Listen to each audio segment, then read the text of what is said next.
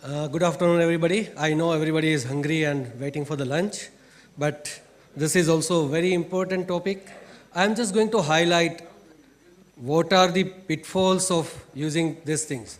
So, we all know that now we have to remember so many passwords for our banking site, social media, and whatnot. And usually, what we do is that we have one common password. We consider ourselves that we are having very good memory as far as that particular password is concerned, and we are the only one we know that that is the password we are using. But how bad that idea is. So, what usually happens as a common user, what we do is that we consider password as a nuisance. અરે આ કેટલી વાર password enter કરવાનો કંઈ ખબર જ નથી પડતી, આ યાદ રહેતો નથી અને પછી આવું થાય છે. So, how to? Yes, we are also publishing papers. Now, this was the study done by Princeton University back in 2010. So, average number of unique passwords, etc., they tried. So, what they came out with, people will reuse passwords more as they acquire more accounts. So, more the accounts, more common password. They rely more than on memory rather than to store password. And yes, our friends have the greatest ability to attack passwords. And knowing personal information about a victim was seen as advantageous. So, password reuse, reasons for use, perceptions. So, why using the same password? Easy to remember. And yes, we again rely more on our memory than anything else. So, what is the, as far as the perception of attackers are concerned? Again, as I already mentioned, that those you are closest having the greatest ability to compromise their password. So, what are the tips as far as the passwords are concerned? You will be surprised that every year people come with the analysis of what passwords people use. So, these are the commonest passwords: 1, 2, 3, 4, 5, 6, and QWERTY, welcome, password. Now, many of us, we are using the BSNL Data One connection. Have you ever changed your Wi-Fi router password? It is by default password only. So anyone can hack you into your router and take disadvantage of that particular thing. Another bad habit, either we use our birth date, our mobile number, our vehicle number as password. So, yes, this is a list of 2015 of common passwords. Again, you see 1, 2, 3, 4, 5, 6 password, QWERTY, this is on the top of the list. And if we compare this with last 3 years, 2011, 2012, 13, 14, these are the common password people use. So, again, what to do? So many passwords to remember. And this is a real life scenario. I have seen personally that people used to write down their username and password in front of their desk on sticky notes. So, what are the common tips? Yes, we all know that usually, but we don't practice. So, never give out your password to anyone. Don't use the same password for everything. You should have the policy of one site, one password. Make them long, at least 8 characters. Use numbers, capital letters, and symbols. And easy way to remember a complicated password is to use a passphrase. So, you make your own sentence and then take first word or last word like that. I drive a 2015 Mercedes-Benz, so you can create your own password like this, which is very difficult to guess for anybody. Change it often, and we all know that multi-factor authentication nowadays, we enter the password, we get the one-time password on our mobile, that is multi-factor authentication. So, number of websites are using this. We have a very bad habit of clicking everything, whatever we get on our WhatsApp messages or email. Now, this is a recent one, just last week. There was flooding of the WhatsApp with this particular message that celebrating WhatsApp birthday. Now use WhatsApp without internet lifetime. Just click this link. In fact, WhatsApp, just 2 days back before this message, WhatsApp declared the policy that they have done out with the this annual fees, and now it is lifetime free. So it was already made free, but people started taking advantage of this, and this particular link was going to one of the fraud site. it was blocked after about 4 days.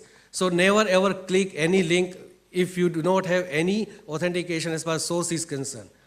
So what to do? There are various password management tools. You are supposed to use these tools where you have to use only one master password just to open that box of the passwords, and you can store these passwords in this password management tool, and it also acts as a web form to automatically fill out all the forms.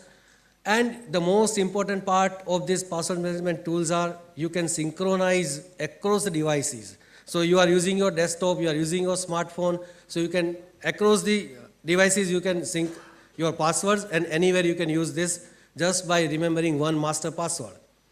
So now this is also a debatable thing. Should we share our password? Yes, number of times we have to share our password with our colleagues or our family members like that. So nowadays these password managers also come with this sharing facility where you can share your password without disclosing your password to that particular person. And which are the programs? I have mentioned few programs. There are lot many programs, but these are the programs usually used by so many people.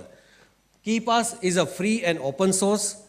LastPass, again there are 2 editions, free and premium is at $12 per year. 1Password is $24.99 a year. Dashlane is also there, and it's 2 varieties, premium and free, and RoboForm. Personally speaking, I am using the KeePass, and I tell you, over the time, KeePass has also given so many features which even these paid softwares are not giving. So, again, you have to use different system for creating passwords, and you have to group your passwords into different heads like financial information, your other educational these things, etc. So, this is, now anyone can tell me what is this? Pardon? MD5.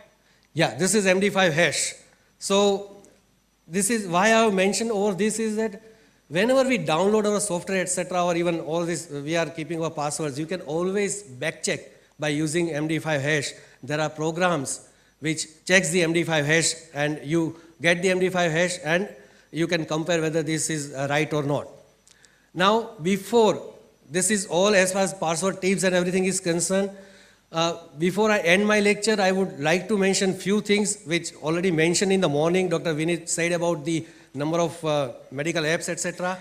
Indian Academy of Pediatrics has already launched drug formulary, that is IAP drug formulary, and it's iapdrugformulary.com, that is a website. Just in 300 rupees, you get the whole IAP drug formulary application, which is for iOS as well as Android. And I tell you, it is one of the most wonderful medical app as far as all dosages and everything is concerned. Recently, Indian Academy of Pediatrics has introduced all the official guidelines into this particular app. So just by using this particular app, you can have all this information, pediatric calculators, pediatric all drugs, everything information, official information by IAP. Another thing is that IAP has already launched one askiap.in website where a common person can ask any question to a group of the pediatricians that IAP has already named those pediatricians. You can ask these questions. So, and as far as all this is concerned, we already have the Computer and Medical Informatics chapter of Indian Academy of Pediatrics. And whatever I am today, thanks to CMIC only and IMA, because back in, I think, year 2000, we launched the IMA Gujarat website and everything.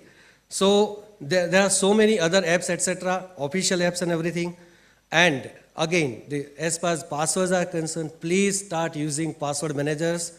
Do not use a single password, and do not use your mobile number or your vehicle number or your birth date and these common passwords which I have mentioned. Thank you very much. Thank you. Yes? Many sites provide you an option to enter password with virtual keyboards. Yes. How would it be advantageous other than Virtual keyboards, at what place you are? Because virtual keyboards, practically if you are in a, say, cyber cafe, etc., where CCTV monitoring and everything is there, it can be captured by anybody. But otherwise virtual, yes, because why? Because there are, virtual keyboards are mainly useful when you are using in a shared computer. If you are using your own device, probably it's not required. Because key loggers there are certain programs known as key loggers, which logs everything which you type. So you are exposing and unknowingly you are transmitting that sensitive information to somebody who is already looking for that. So, and number of bank sites, if you are, they have made it mandatory to use virtual keyboard. Now the computer software itself asks you whether you need to store this, can I store this password? Yes, no, as far as the browsers and etc. in Firefox, Chrome, you get the prompt that you want to save this password, never do that.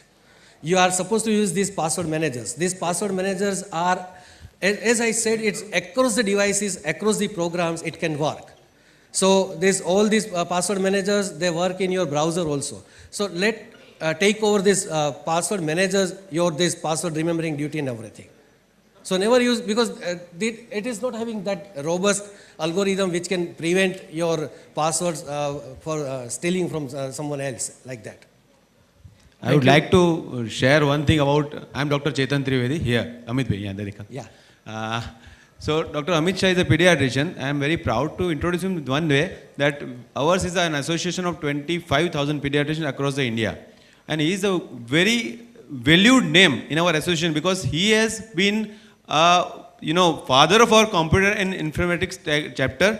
And now we are going to go for e-voting. And he is the mastermind behind it because 25,000 members to go for e-voting is a Herculean task, and he has been given that job across the India, only one person. So I am very proud of him.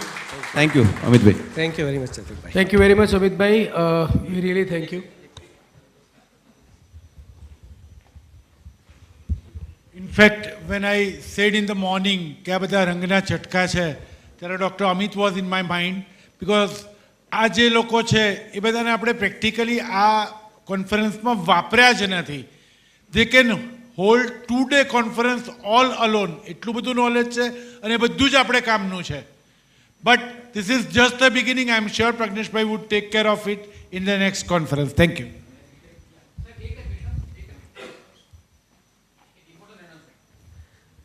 Yeah, આપણે ઘણા બધાના આપણે questions હોય છે કે આપણે આ એક દિવસની કોન્ફરન્સ કરી, પણ મારે કોમ્પ્યુટર શીખવું છે. હવે હું તો 60 વર્ષનો થઈ ગયો, કે હું 40 વર્ષનો થયો, મને સ્માર્ટફોન નથી આવડતો.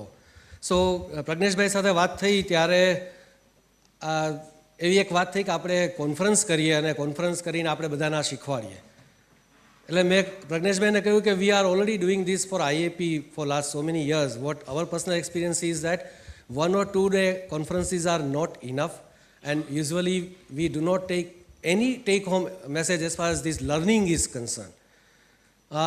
What I did is that I know the head of the computer department at Gujarat Vidyapith, Dr. Ajay Parikh. So I contacted him, and happily Gujarat Vidyapith has developed a special certificate course for doctors. And it is a 12-week course, every Saturday and Sunday, 1.5 hours. They are going to charge some 4,000 or 5,000 rupees for that, and they are going to launch it. Unfortunately, Dr. Ajay Parikh is not present over here. I already asked him to be over here. And that course is comprising of all the basics of computers as well as the smartphone as far as our medical practice is concerned. So that is already there. They have already developed. And the registrations will be open, Dr. Pragnesh Bhai, and this via HitCon website you will be able to come to know about all these things. Thank you.